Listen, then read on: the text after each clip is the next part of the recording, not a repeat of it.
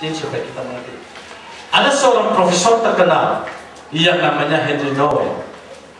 Henry Nouwen adalah seorang Romo, tapi dia mengajar di 3 sekolah terkenal. Yang pertama adalah Notre Dame University. Yang kedua, Yale University. Orang kalau sebut Yale, pasti semua telinga berdiri. Karena rata-rata presiden Amerika Serikat kebanyakan lulusan dari Yale University.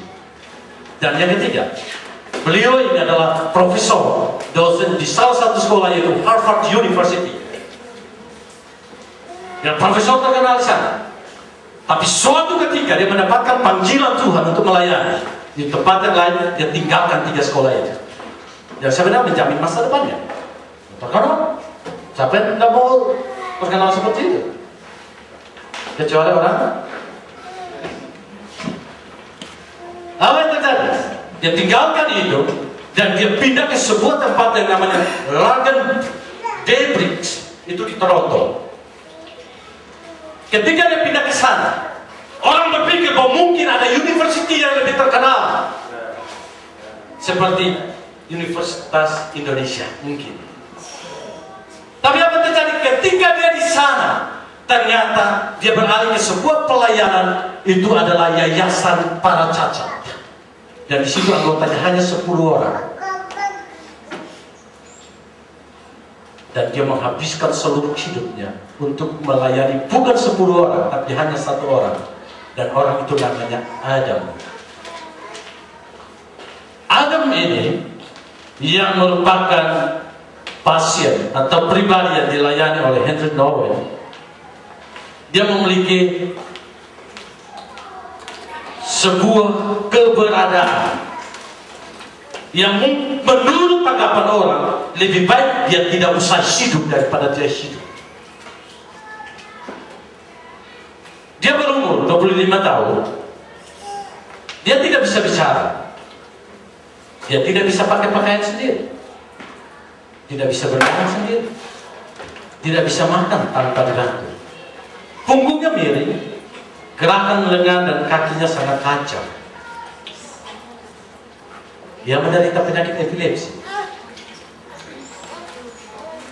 Dia minum banyak sekali obat. Harus minum karena kondisinya.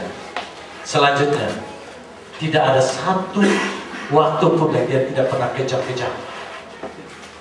Dan sering kali, kalau 1 menit dia tidak melolong seperti anjing, maka itu bukan Eden. Hanya kasih makan dia saja, kasih bangun dia saja dari tempat duduknya, membutuhkan waktu 1,5 jam. Inilah satu pribadi yang dilayani oleh seorang profesor terkenal, Henry Nouwen.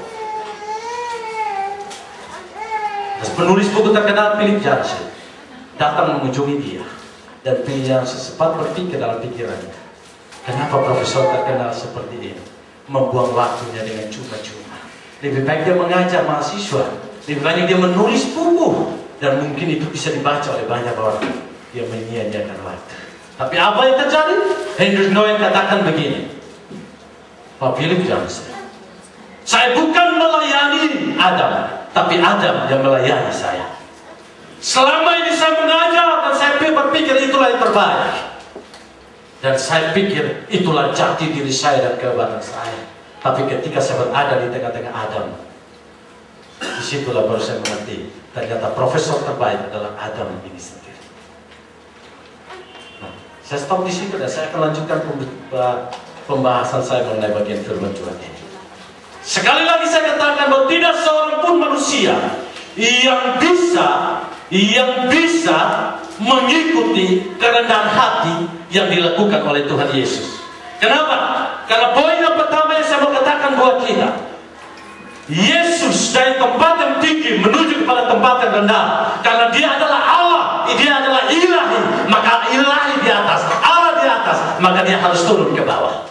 Manusia tidak pernah menjadi Allah. Manusia tidak pernah dilahir menjadi seorang Allah dan ilah, maka dia tidak pernah ada dari atas adanya.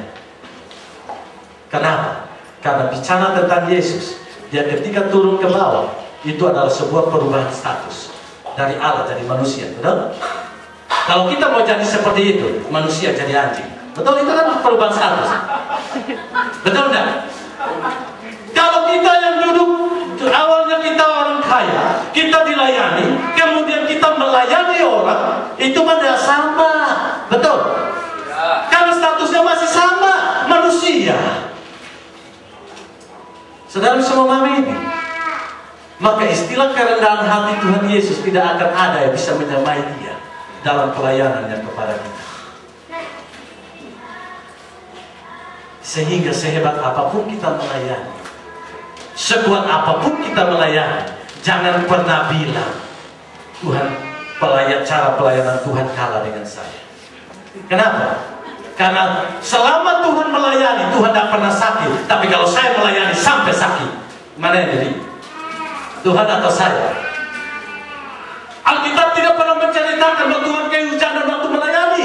Ketika kita melayani kehujanan, kita katakan saya lebih daripada Tuhan. Mana mungkin? Tapi saya mau katakan, bagaimanapun juga kerendahan hati manusia tidak akan sebanding dengan Tuhan. Karena Tuhan yang adalah Allah, dia harus merubah status dari Allah menjadi manusia. Allah yang tidak perlu menderita, dia harus menderita.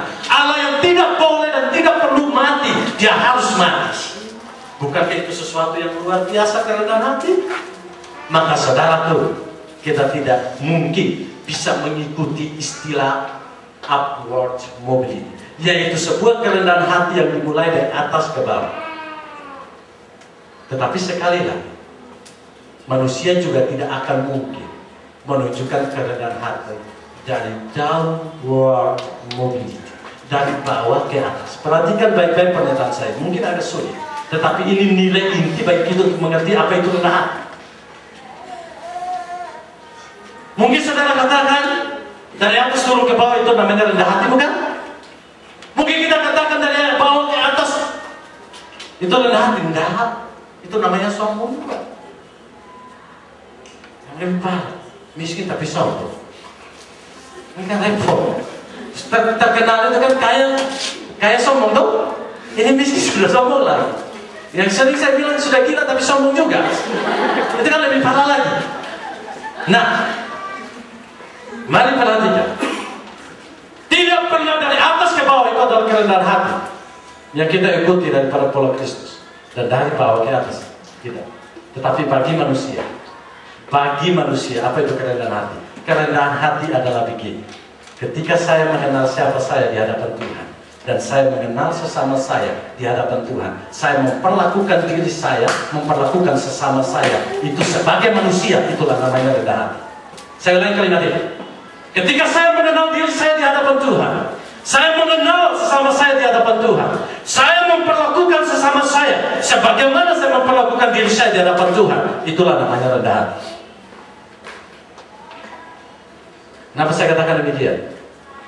Kenapa? Karena ketika kita mengerti, maka kita akan menyingkirkan ada beberapa aspek. Aspek yang pertama adalah aspek di mana kita tidak menjadi sombong. Nah, saya katakan demikian. Ketika Henry Noel turun melayani Adam, ketika Philip Johnson datang bertemu dengan dia, mungkin di dalam benak hatinya dia katakan begini, Philip Johnson, bukankah kau tahu aku seorang profesor yang terkenal, tapi aku rela turun untuk melayani seorang Adam yang sebenarnya tidak ada. Betul? Realitanya seperti itu. Terkenal, luar biasa, tapi turun melayani seperti itu. Mungkin seorang pengkhotbah terkenal, dia sering kali melayani ribuan orang, kemudian diundang oleh sebuah gereja yang hanya seperti Nisio ini, hanya berapa segelintir, berapa ekor orang. Oh gitu kan? Kemudian akhirnya dia bersaksi, loh lihat saya loh, saya yang pengkhotbah terkenal, tetapi saya juga mau melayani orang segelintir orang. Bukankah itu kesombongan, bukan? Betul. Ada orang begini, saya sibuk luar biasa.